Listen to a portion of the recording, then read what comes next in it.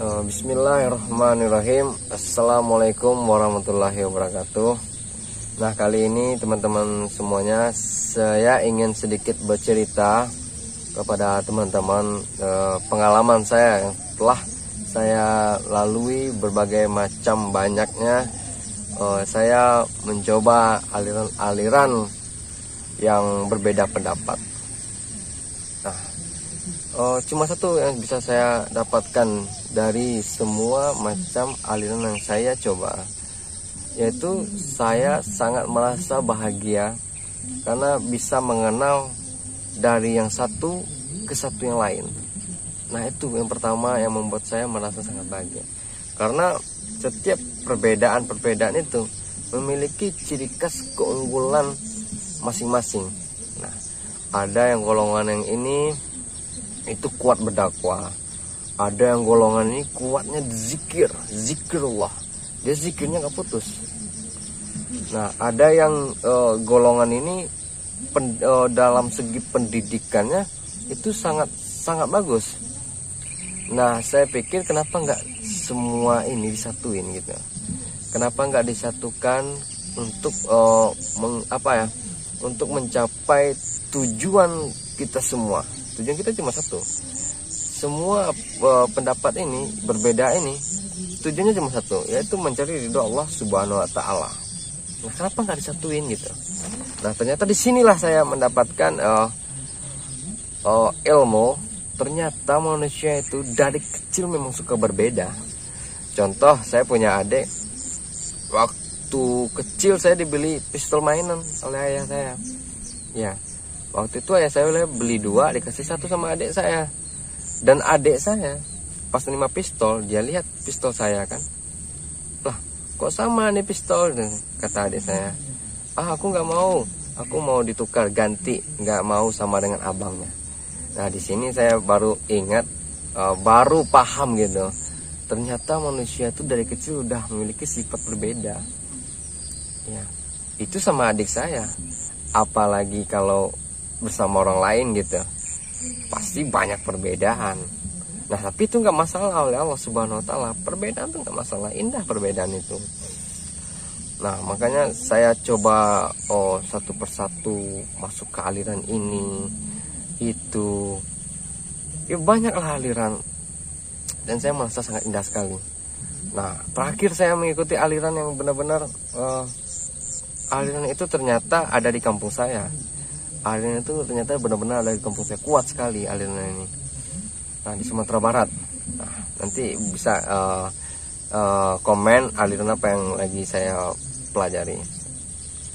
Nah, awalnya saya bertemu guru. Guru pertama salah menyampaikan kepada saya. Yang disampaikan adalah kefanatikannya. Saya tanya kan, guru, ya, saya kan suka pakai jubah, ya, boleh nggak? Ditentang oleh guru pertama. Nggak bisa, ini jubah ini bukan pakaian kita, ini pakaian orang-orang katanya. Orang-orang yang udah naik haji katanya. Awalnya saya pikir, saya waktu itu udah mempersiapkan ilmu juga. Kalau sampai saya bertemu dengan guru yang menyampaikan seperti itu, berarti yang ada dalam pikiran saya, beliau adalah orang fanatik, orang yang merasa dirinya paling benar gitu. Makanya itu saya istirahat sebentar, saya istiqoroah dulu.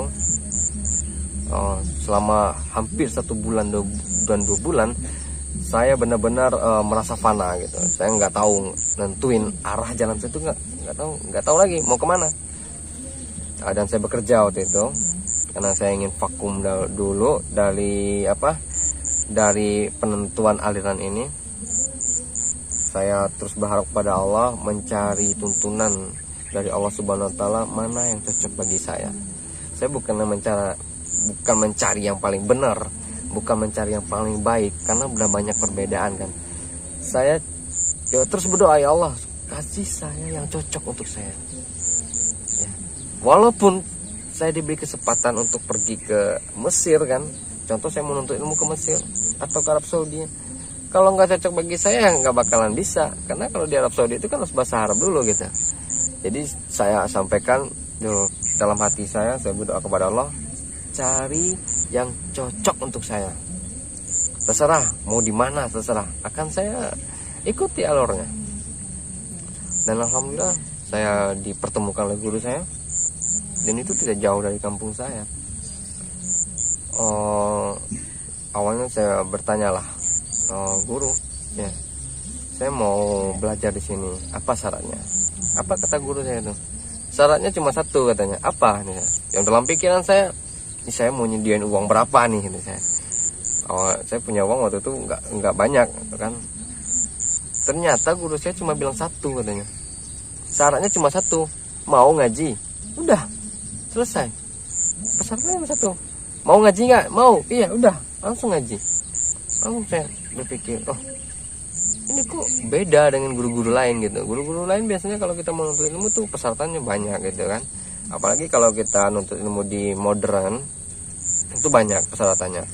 Ya, uang pembukanya berapa, beli kitabnya apa, pakaiannya apa, seragamnya apa, padahal ilmunya sama. Tapi saya langsung terpesona dengan kata-kata guru saya ini. Kamu mau ngaji? Iya, ya udah besok kamu ngaji nih.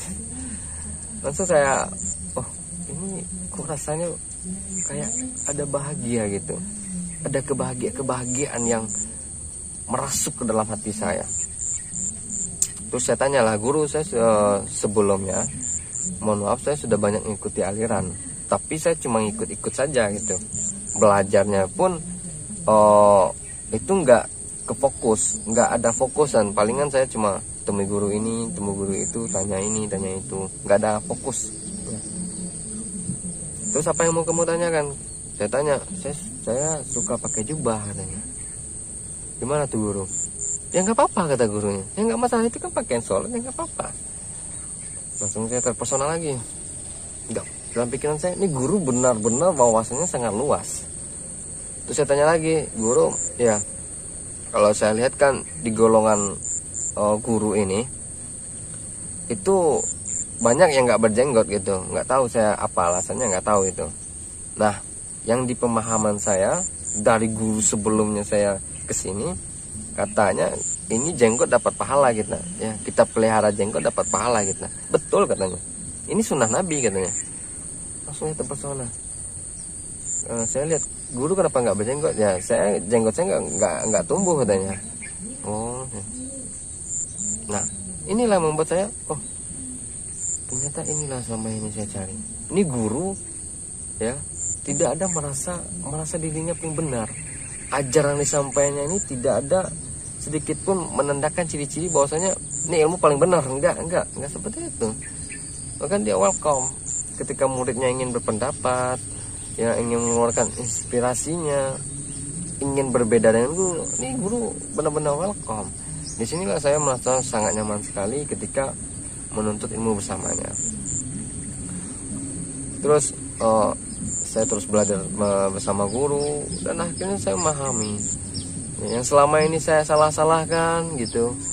Yang selama ini saya cuma nilai dari luar, ternyata semua itu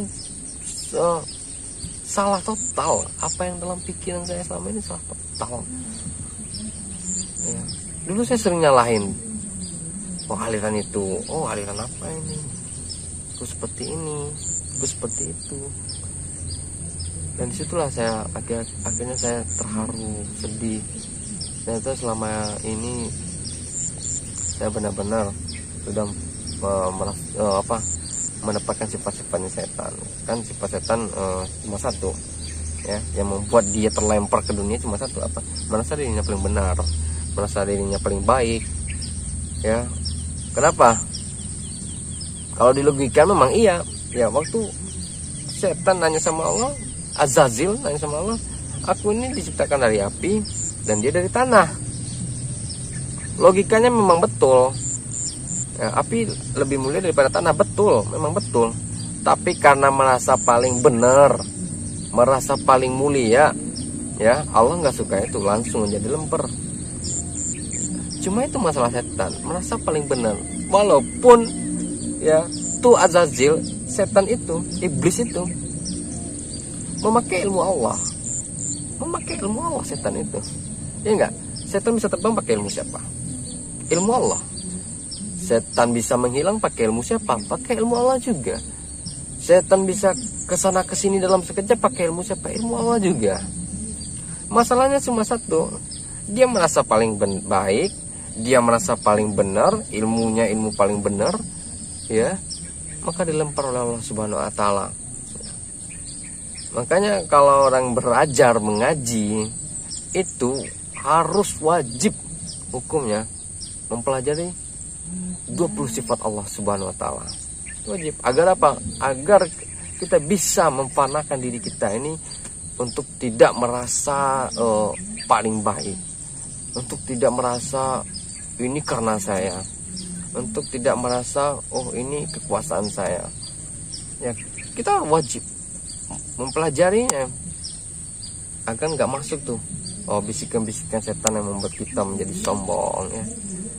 Nah, jadi itulah kira-kira yang bisa saya sampaikan.